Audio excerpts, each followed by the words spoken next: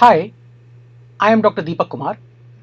Today I will be discussing the module blood culture, of course the elementary procedures for clinical microbiology. So let's see what is a blood culture. A blood culture is a laboratory test in which blood is withdrawn from a patient and is inoculated into a bottle containing culture media to determine whether infectious causing organisms are present in patient's bloodstream or not. So, blood test is a laboratory detection of bacteremia and fungemia, and it remains one of the most important function of clinical microbiology laboratory. The presence of living microorganism circulating in bloodstream of a patient has substantial diagnostic and prognostic importances. Let's see first the diagnostic values. A positive blood culture either establishes or confirms that there is an infectious etiology for patient illness. At the same time, it also provides etiological agent for antimicrobial stewardship testing, which allows optimization of antimicrobial therapy. Let's see what can be the prognostic importance. A blood culture that grows a clinically important pathogen indicates failure of host defense to contain infection at its primary location, or failure of physician to remove or drain or otherwise eradicate that focus of infection. The type of pathogen recovered also from the blood provides important prognostic information. Now let's see the principles of blood culture. So microorganism overcome the host natural defense mechanism and enter the bloodstream either through lymphatics or extravascular site. They can quickly disseminate throughout the blood, causing severe illness. The byproduct of their metabolism can lead to septic shock. Hence, the laboratory diagnosis of bacteremia and fungemia responsible for this sepsis depends on the blood cultures. The early diagnosis followed by appropriate treatment makes a critical difference when it comes to improving sepsis patient outcomes. And culture method are sensitive procedures that must be carefully controlled right from the pre-analytical stage, that is from the collection till the processing and release of the report, to avoid any misinterpretation of a skin commensal microorganism as an agent of infection. So let's go into the detail of blood culture. So what one blood culture mean when we say it? So one blood culture, which usually consists of blood from a venipuncture, or usually which is 20 ml for adult, inoculated in two separate bottles, one aerobic bottle and one anaerobic bottle. This ratio of the blood to broth should be maintained from 1.5, 1:5, that is 1:5 to 1:10. So the blood broth ratio should be optimized from 1:5 to 1:10. Here it is important to discuss that more than one of the formulation of the media, like one aerobic as well as one anaerobic bottle containing different media for blood culture, generally maximizes the chance of recovery of the microorganism which may be a possible pathogen. The broth containing media contains anticoagulants, which is SPS, that is sodium polyanethol sulfonate, which not only act as an anticoagulant but also as an antiphagocytic agent, and as well as it has properties of inactivating complement and also at the same time neutralizes the effect of antimicrobials as well as some antibacterial factors which are present in blood. They are used in as low as concentration of 0.025 to 0.05%, but even at that concentration it may be noted that it may be inhibitory to some of the microorganisms like Neisseria species, Streptobacillus moniliformis, Peptostreptococcus as well as Gardnerella vaginalis. Now let's see the blood culture collection, transportation and handling in details. So it is the sole responsibility of laboratory director to educate a physician as well as a caregiver on proper specimen collection.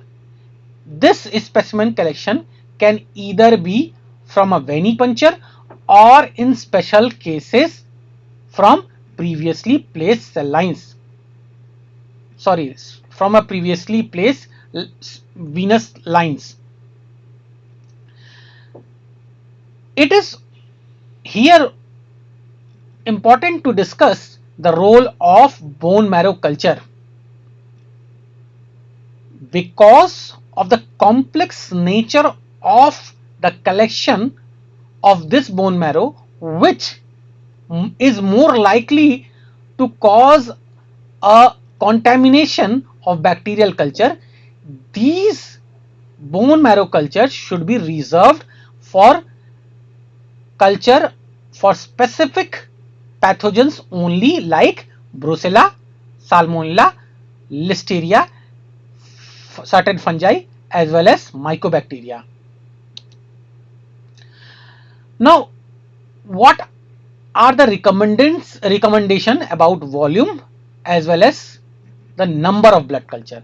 So it is important to discuss the volume because volume is the single most important factor in contributing to the yield of a blood culture. So it means that a volume plays a single role, key factor deciding the yield of a blood culture.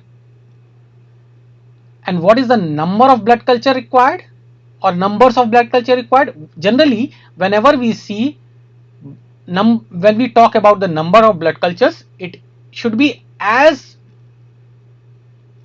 much as can and the volume should be as much as can. But this generalization or recommendation is formulated seeing the patient's condition as well as maintaining the blood broth ratio of a blood culture bottle. So whenever I am talking about a blood culture, the recommended number of culture remains 2, one aerobic and one anaerobic for each blood culture. So for 2 blood cultures, 2 aerobic and 2 anaerobic. Let's see the requirement for volume. As I said, the volume should be as higher as it can be to increase the yield or the possibility of catching a microorganism. But we cannot expect this from a younger age or from children. So what are the recommendations? Let's see it. Like for neonates up to 1 year, the recommendation for volume is 0.5 ml to 1.5 ml per bottle. For children between 1 to 2 years of age, 1 ml per year of age divided between 2 blood cultures. Children weighing 30 to 80 pounds, 10 to 20 ml divided between 2 blood cultures, and adults or children weighing 80 pounds or above, 30 to 40 ml divided between 2 blood cultures.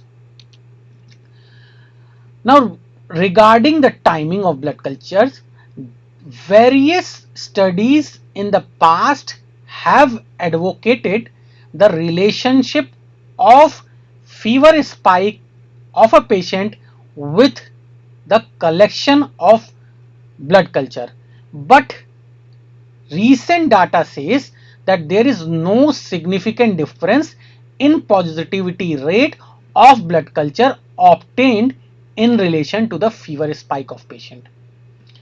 As a practical matter, blood culture should be drawn simultaneously. So the two blood culture should be drawn simultaneously over a short period of time.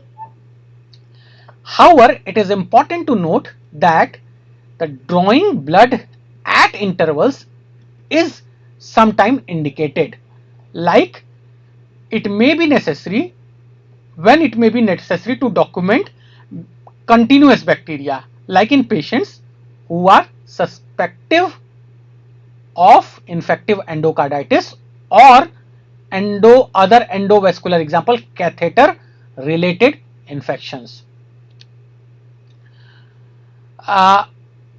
There are certain other generalization, like when acute sepsis or another conditions like osteomyelitis, meningitis, pneumonia or pyelonephritis are present, which requires immediate institution of antimicrobial therapy. In those conditions, it is advised to draw two blood cultures of maximum volume consecutively from different anatomical site before starting the antibiotic therapy.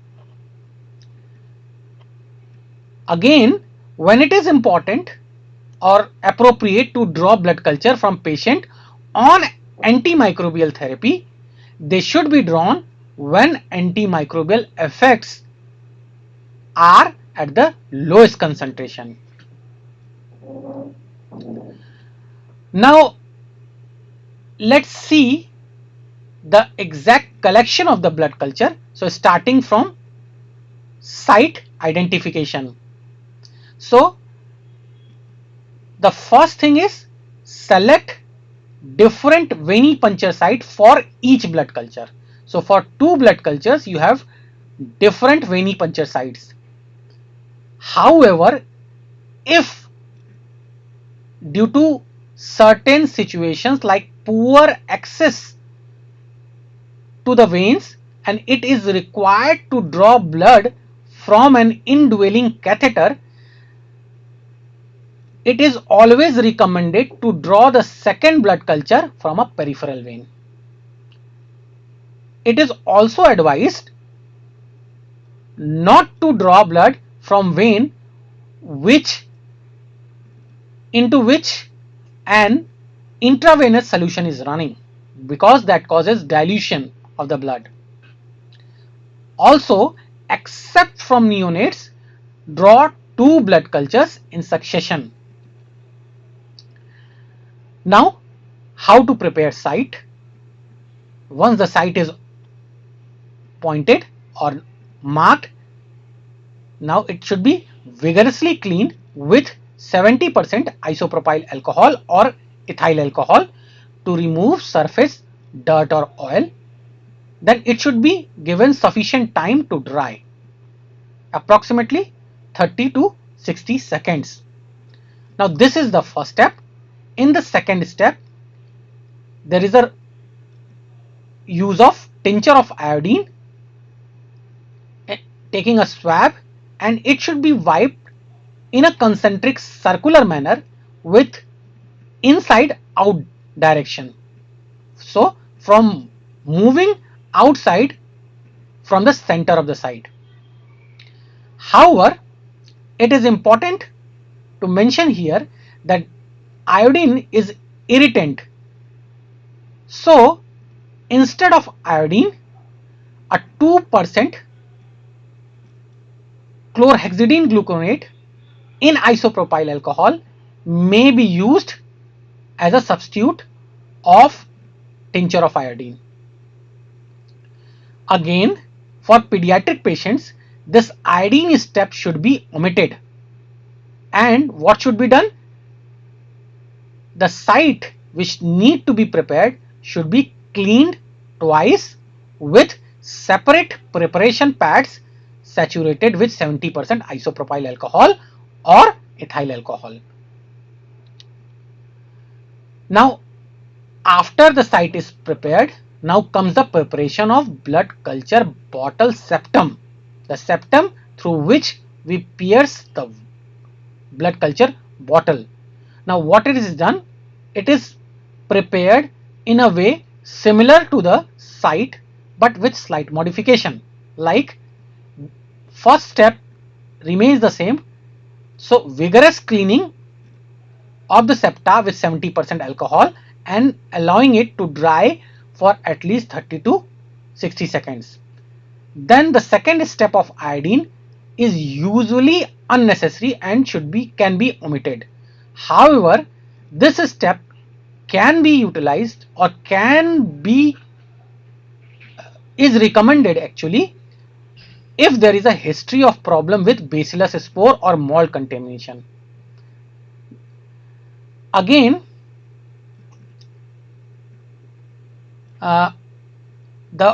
once the septa is clean, now the blood from the vein should be drawn using gloves.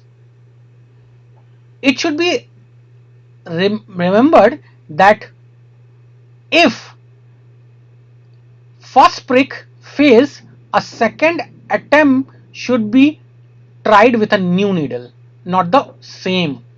And also, it is advisable not to palpate skin after it is disinfected. Then comes the part of inoculation of the bottle. Then how it is performed. Then first the aerobic bottle is inoculated, then the anaerobic bottle is inoculated as per the manufacturer's recommended amount of volume. Here it is again worth mentioning that the volume should not be more or less than the manufacturer's recommendation. Then in the next step, it is advised to thoroughly mix the bottle so as the blood which we have pushed should thoroughly mix with the media and should not clot. After the procedure, dispose the needle in sharp container and remove the residual tincture of iodine from patient skin by cleaning with alcohol to avoid development of any irritation. Now, sometimes it is advised to collect or draw blood from intravascular catheter in certain situations, like when we are willing to diagnose a catheter related sepsis. In these situations, a quantitative culture or time to positive signal of culture processed on automated instrument is helpful. So how it is performed?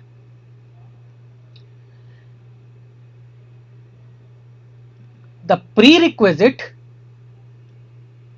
of the drawing from the catheter port remains more or less similar, like labeling of the bottle with patient name, preparation of the site, etc. Let's see where lies the difference. So, using two separate alcohol preparation, the site which is a catheter hub connection from where it is advised to draw blood should be thoroughly cleaned for 15 seconds with 70% isopropyl alcohol. The port should be allowed to dry completely.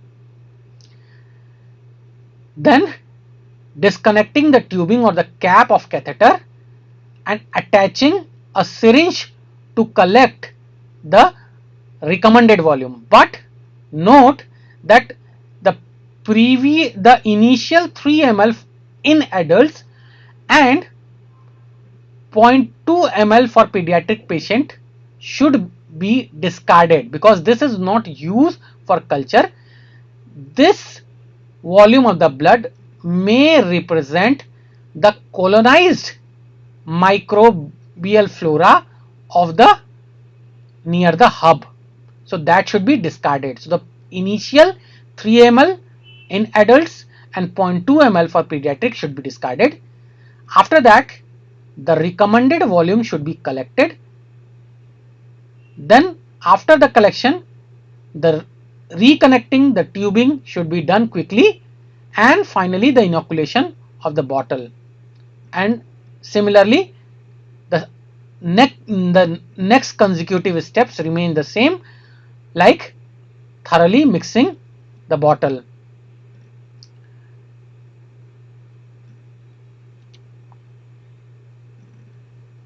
After the collection and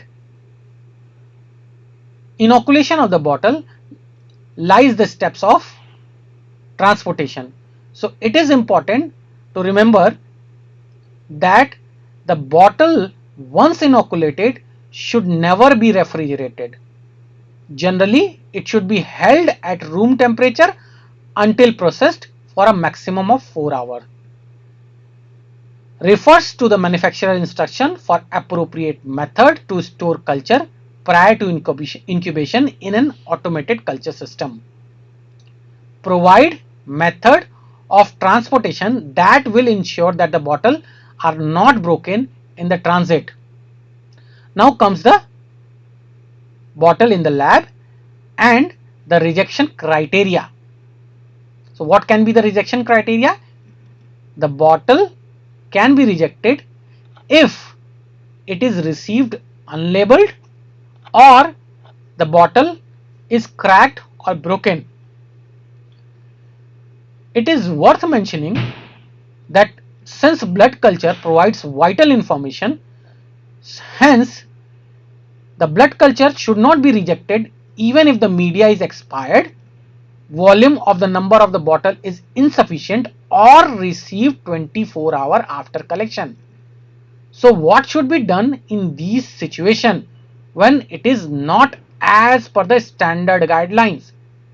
So in these situations, such deficiency should be noted and reported, as well as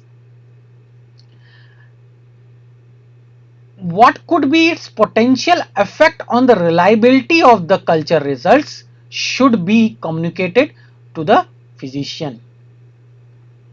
At the same time, the laboratory must develop an education plan to ensure that the cultures are collected properly and such type of situation may not be repeated.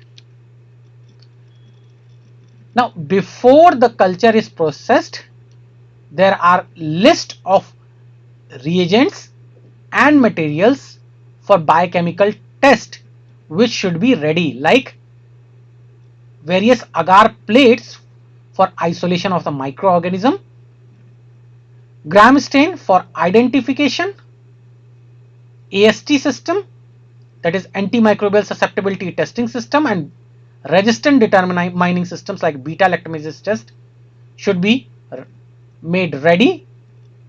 Then various biochemicals like bile esculin salt, 10% bile, catalase test, coagulase rabbit plasma, different antimicrobial disc, spot indole reagents, broth for motility, ornithine decarboxylases, oxidase test reagent, PYR substrate and its developer, multi-test gram negative and gram positive commercial automated, semi-automated and manual kit identification system, and media for identification of yeast and mold like chromagar, calf serum and for germ tube, India ink and urease test. Apart from that, special biochemical or reagents or media may be required in certain conditions like acridine orange stain,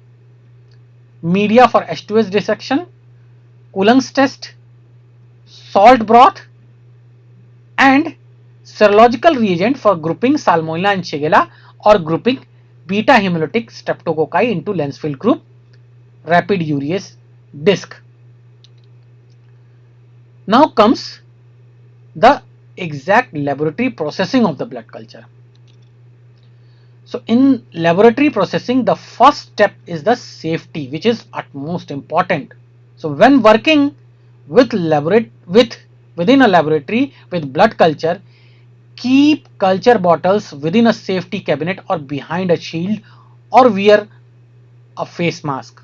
Always remember, blood is a potential source of infection.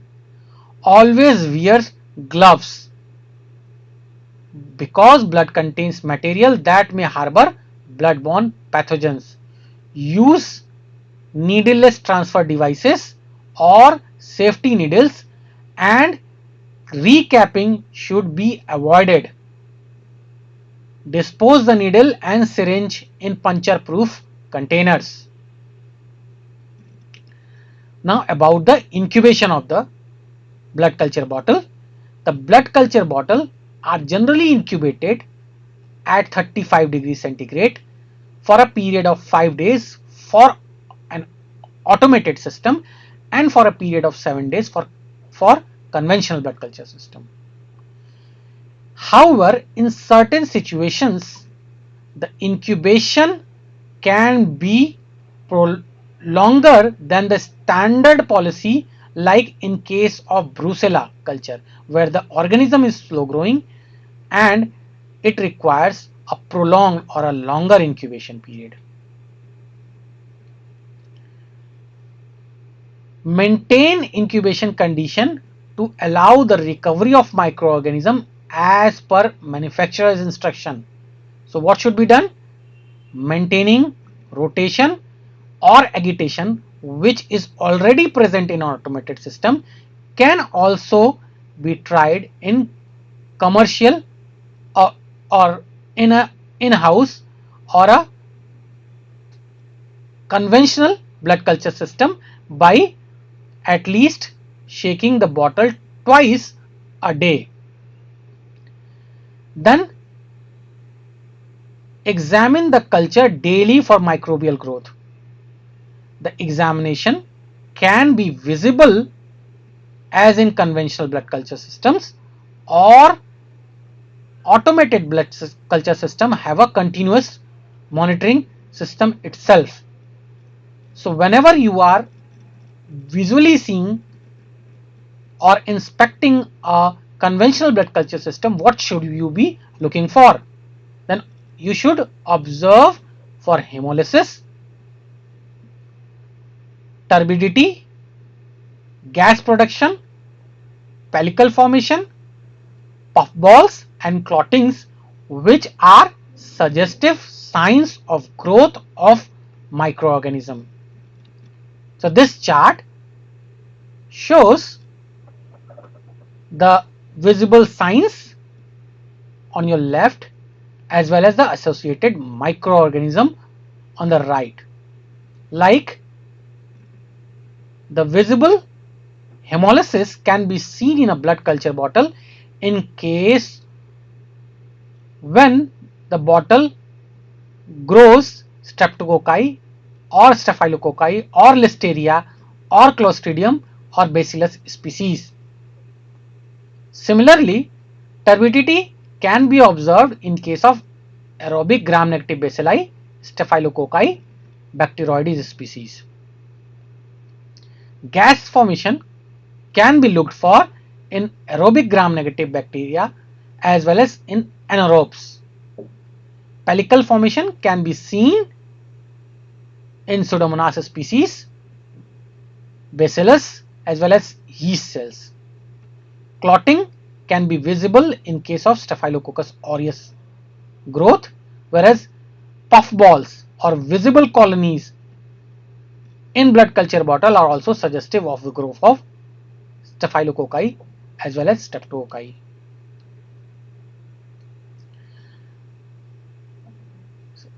Now, an automated system has a continuous monitoring and it does not require a subculture till it is flagged positive.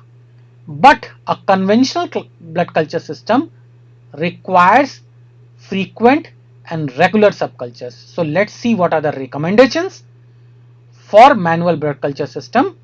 Perform at least one blind subculture to solid agar from visible negative broth after 72 hours of incubation. However, if you are having a biphasic system, then it becomes simpler, as the following steps can be done. That is, if the biphasic system is with agar paddle, then remove the plastic cap from the bottle and securely attach the paddle. Invert the bottle to inoculate agar and incubate at 35 degrees centigrade. Invert twice daily for the first 2 days and then daily for the remaining days. And what should be observed? Observe broth as well as the paddle for growth prior to each inversion. However, in special circumstances, perform a gram stain or an acridine orange stain from culture or its sediment to determine the presence of an organism. Now, let's see how to process a positive blood culture. So once a bottle is flagged positive or shows a visible sign of growth of some microorganism, a gram stain from the broth or agar should be made and should be looked for the microorganism. At the same time, subculture should be done from the broth to agar media and a direct biochemical test based on the gram stain should be performed. Whether it is gram positive, so inoculate the gram positive set, or gram negative, so inoculate the gram negative set. Then laboratory should develop and validate a laboratory protocol to inoculate a kit identification system for gram negative rod and direct antimicrobial susceptibility testing if the laboratory can afford.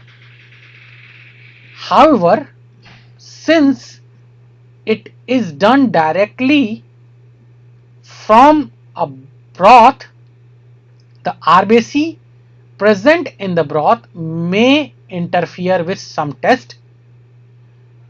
So this interference of RBC can be removed by few maneuvers like dilute 2 drops of blood culture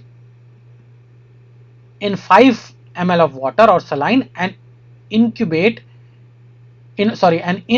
gram negative rods manual kit from that. In another maneuver, centrifuge the blood broth in a serum separator tube at 1400 gravitational force for 10 minutes and adjust pallet on silicone layer equivalent to 0.5 McFarland standard, and this 0.5 McFarland standard can be used as an inoculum for gram negative kit identification system and susceptibility testing system. Now, for performing MIC or susceptibility testing by disc diffusion method, following steps are undertaken. For MIC, microtiter tray plate, 1 drop of culture in 0.5 ml of BHI is taken and incubated at 35 degrees centigrade for 3 to 4 hours. The turbidity is adjusted to 0.5 McFarland standard and a susceptibility testing is performed from that. For this diffusion method, add 10 drops of blood broth to 5 ml of thiosulfate broth and inoculate the Mueller-Hinton agar and put the antimicrobial susceptibility disc on that. However, a better method would be to subculture the blood broth to solid media and incubate for 5 hours. This will allow the microorganism present to grow, which can be scrapped from the sufficient growth from the plate to make an inoculum for identification as well as susceptibility testing. Now, how to proceed with a positive blood culture which has a probable diagnosis of growing gram-negative rod by a gram stain. So the presence of gram-negative rod most commonly is associated with septic shock. So it should be processed and reported as quickly as possible. So read the kit identification test and report as soon as possible the results. Perform the spot indole and oxidase test to confirm the kit results. Again, immediately report the sensitivity test whenever it is available. However, a caution should be taken that the culture is not mixed prior to the reporting sensitivity testing result, and if it is mixed, then it should be reported immediately to the physician. For isolates identified as Salmonella or Shigella, always perform a serological grouping to confirm the diagnosis. Now for workup of positive blood culture which suggests of gram positive cocci, always perform a catalase test and confirm that the colony is not sticky or not bright yellow. If yellow, it is a micrococci. If it is sticky, then it can be Rothia. Penicillin susceptible coagulase negative strain may be micrococci. Do latex agglutination test for clumping factor and protein A as a confirmation of negative tube coagulase test. Always do a PYR if a tube coagulase test is negative regardless of slight coagulase test, and if it is positive, set up ornithine decarboxylase to rule out the Staphylococcus lugdunensis. Similarly, the further workup should be done. Now coming to the reporting result. How a result should be reported. So let's see how a negative result or no growth result should be reported. So for no growth culture, indicate no growth followed by the length of incubation. For example, no growth after X days of incubation for both preliminary and final reports. Let's see how to report for a positive culture. So immediately report the gram stain results of all positive culture with as much as interpretative information as possible. Then certain other things to keep in mind. Follow immediately with a report including followings like number of positive culture compared with the total number of specimen collected from a specific patient, date and time of the collection and receipt, date and time of the positive result is reported, and whether it was from catheter drawn or from a peripheral drawn blood should be mentioned. Name of the person taking the report. So if you compile all these, it will be somewhat like positive culture reported to Dr. X on 7th 1 January 2021 at 1 pm.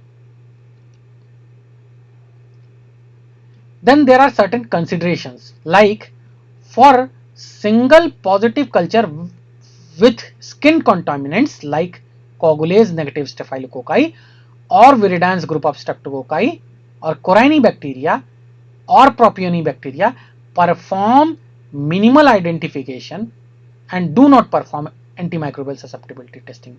And how to report? Report the result with a comment. One set of the two positive. Isolation does not necessarily mean infection. No susceptibility test performed. Contact laboratory for further information. Then provide genus and species identification as soon as possible. For subsequent positive cultures, it is not necessary to repeat biochemical testing if the microorganism have same gram and colony morphology as the first one. So what should be done? Perform a few spot tests like catalase, coagulase, indole, PYR, etc. to preliminary identify and confirm the microorganism is the same strain, and report. How to report? Probable with genus as a species name, refer to the prior positive for complete identification and susceptibility testing. Now regarding the interpretation, the reports of positive culture generally means that the patient is bacteremic. However, skin microbiota may infect the culture, causing a false positive result or pseudobacteremia. So there are situations which can cause pseudobacteremia, like if the organism are seen but not cultured, the dead organism can be found in blood or in the media. Bacillus or other bacteria present on non-sterile gloves may contaminate and gives a pseudobacteremia.